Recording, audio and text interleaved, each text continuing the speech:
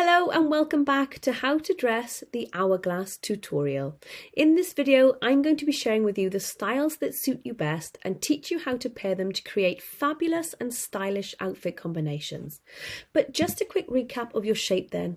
Your shoulders and hips are pretty much in equal measurements, give or take 1 to 2 centimeters, and you have a very defined waist.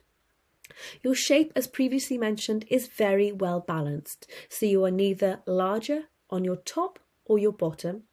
And the key for you when dressing to feel your best is to follow your natural lines, maintaining equal balance at your shoulder with your hip and defining your waist to enhance your silhouette.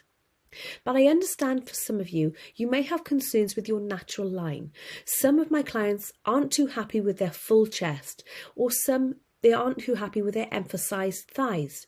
So I'll be helping address those concerns as well, and what to do to overcome those negative feelings and dress more confidently. So why is it sometimes you stand in front of the mirror in one particular outfit and feel great, and then others not so? Well, it's all down to the items you've chosen and how you've paired them, because you may or not be aware that there are some garments that work really well for you, and as such they create perfect balance, and others which don't, adding either extra volume or slim you down, and therefore they tip the balance. But my advice is to never not wear items if you love them. And if they do add volume, all you need to do is just make sure you add it in an equal measure on the other half to balance it out. And this way you can always wear items that you love. It doesn't have to be just down to one simple style of top. You can wear whatever you want. We just need to do the same on the other section to restore balance. So now let's have a look at the best styles of items for you and how to pair them to maintain this balanced look and create outfit combinations that make you feel amazing. And as we do, it's so entirely up to you if you want to pause the video and try on items from your wardrobe to experiment and create looks with this new learning, or go through the video and then work through your wardrobes afterwards. But first of all, the best starting place is for underwear, because it's on top of these pieces that all the following items sit. It's essential to wear the right bra for your chest, because this is going to allow for soft lines under tops and avoid any visible lines and bulges and creases. So yearly measuring is recommended at a minimum, but of course more often if you lose or gain weight. And the key things to assess when trying on bras is that a good fitting bra will be snug against the body, not too tight that it leaves marks when taking it off. The breasts will be completely enclosed within the cup. If the cup is too loose, it will pucker and be just loose, and too tight, your breasts will start to spill out, which we don't want either. The centre section will sit snug against your body, not be raised off the chest. And just remember that readjustment may be needed at every wear, because it's quite easy for the straps to move when putting them on and taking them off. So ensure they sit right and snug against the body again, but not too tight that they leave marks. And something I tell my clients is to not shy away from wearing control pants. If they feel comfortable and you like the effect and it makes you feel nice and secure, then absolutely wear them. They don't need to be left for a night out or for best. If you want to feel your best, then they help you do that even for just a walk in the park. And when looking at colours, the best one to wear is closest to your skin colour. You then only need to buy a few rather than having them in all colours, and it means you avoid having to have see-through colours through your layers.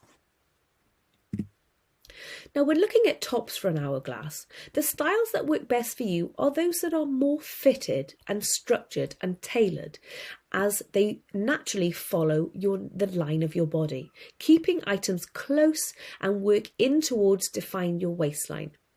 In comparison, being too oversized or baggy can add weight to your look, which in turn has you feeling bigger, hiding your fabulous waist, and tips that balance, making you feel bigger up top. And it's always good to show a little bit of skin around your chest if you feel a bit too full up here. And this will help break up and slim down the chest. So going as low as you feel comfortable. It doesn't need to be too deep, just a simple soft scoop of a neckline or a deeper V, whichever works best for you, will help to slim down your chest and just be better in proportion with keeping things well balanced. Tops should also be kept clean with minimum detail. So no shoulder pads, which as you can probably imagine, these will widen the shoulder area and again give you a bigger feeling up top. But if you do like a shoulder pad, then as I mentioned before, just be sure to balance it on the bottom, which we'll go into in the next slide. But patterns and embellishments can also be worn, but ideally these are kept at the neckline to draw the eyes up, as opposed to being across your chest, especially if you feel quite full here, which will obviously accentuate and add more volume to that area. So we need to keep away from that and just have embellishments or patterns at the top around the neck to draw the line up. And naturally, with the fitted or structured tops, they naturally come in at your waist. But if your top isn't fitted or doesn't have a belt or tie to cinch you in, you can always add one yourself to generate the same effect. Or tucking in your top can also create this. But if you're wanting to de-emphasize your tummy and hips, for you it's best to have tops that finish just past your hip bone. So attention and your eyes are then being sent towards your legs and down past rather than stopping at your hip, which will emphasize it.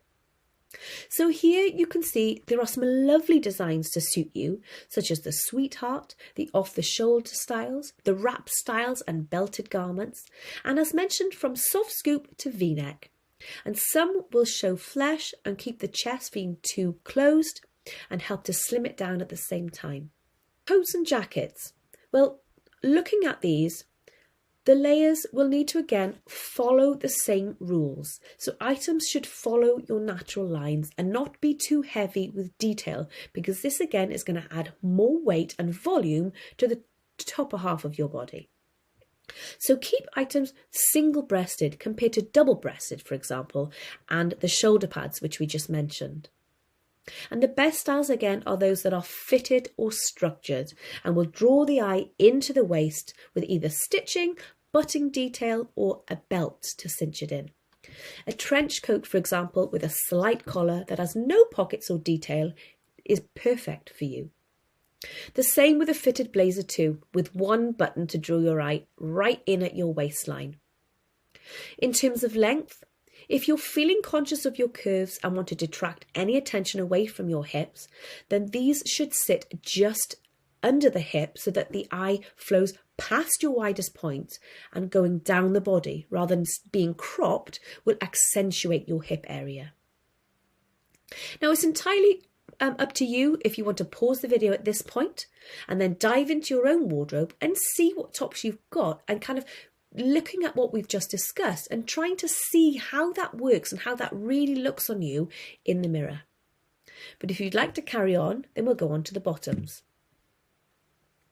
When wearing jeans or trousers, the best styles for you are those that are going to have a little bit of movement around the leg, such as the straight leg or wide leg, which is really stylish at the moment. This is so that your bottom, your hips and your thighs are not drawing too much attention to them like skinnies do.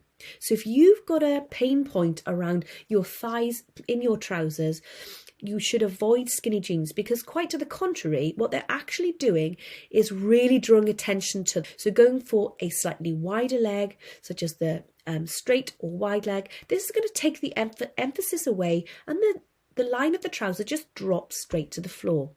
So movement around the legs is key to balance your look and keep everything nice and balanced between the top and the bottom rather than drawing attention to your legs.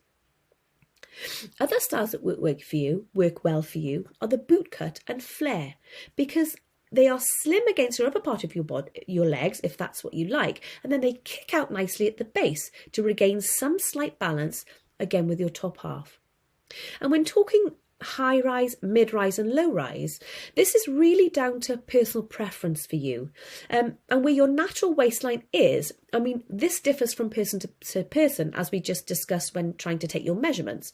But as a guideline for the hourglass, what we're wanting to try and do is to really define your waist. And so the high waist will do this, bringing a focus to the top of the waistband. With the mid to low rise, the focus is going to be sent to your hips.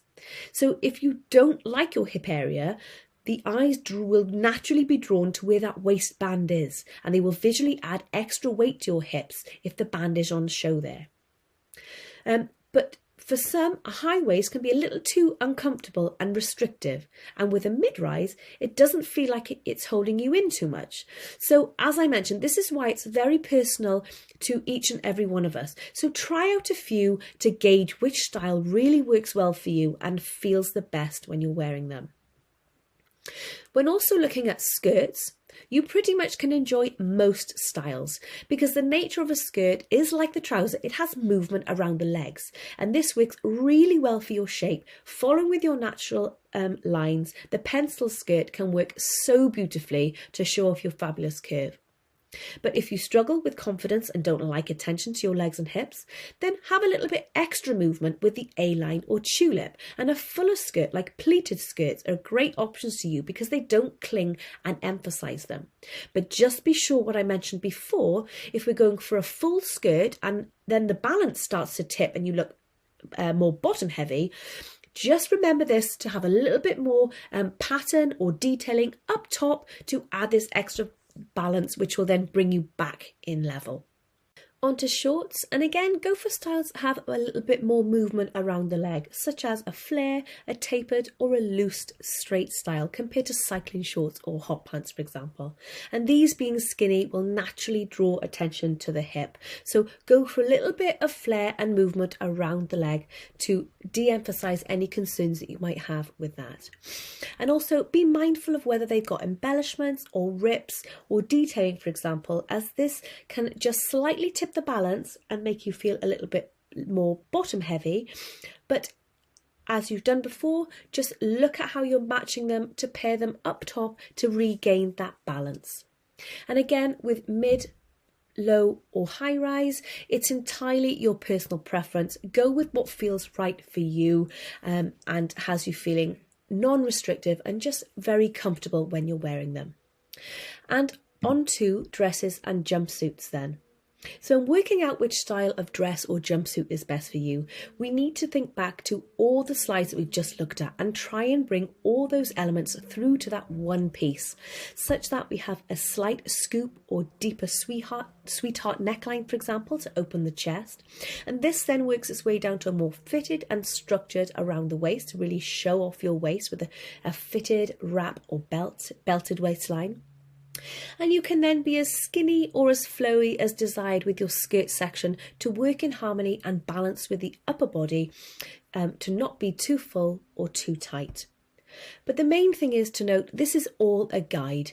If there are styles that go against what we've discussed, and here they have pockets on the chest or an oversized skirt style of it, then and if it's something that you absolutely love and makes you feel great, then you should absolutely go for it, because there is nothing better than the feeling inside that gives you that buzz, that confidence, and generates far greater style than any rule book.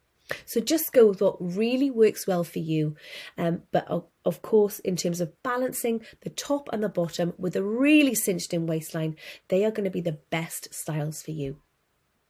So now we've reached the end of section 3, and as homework, what I want you to do to really ensure you start working on your pieces and find a new and better way to wear them, what I want you to do is to go through the sections and start to build outfits with this new understanding in mind. And I'd love to hear your thoughts and comments about your new looks. What new looks are you enjoying now that you have never done before, or never even thought of before, and how are they making you feel now you know how to wear and pair them with this new insight?